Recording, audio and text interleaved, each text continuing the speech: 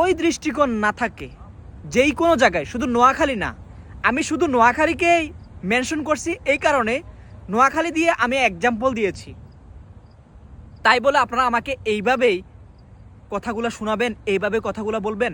আপনারা কিসের পরিচয় দিচ্ছেন? একজন মানুষ কোন ইন্টেনশন নিয়ে কথাগুলো বলতেছে আপনাদের বোঝা উচিত, আপনাদের জানা উচিত। আমি এই কথাও বলেছি যে যারা বিভিন্ন জায়গা থেকে নোয়াখালী, ফেনী বিভিন্ন জায়গায় যাচ্ছে, আপনারা তাদেরকে হেল্প করেন। যারা নোয়াখালী রয়েছেন, যাদেরকে ত্রাণ দিচ্ছে, আপনারা তাকে হেল্প করেন, তারা আপনাদেরকে হেল্প করবে। আমি তো এটা বলি নাই যে নোয়াখালী মানুষ ভিক্ষুক না।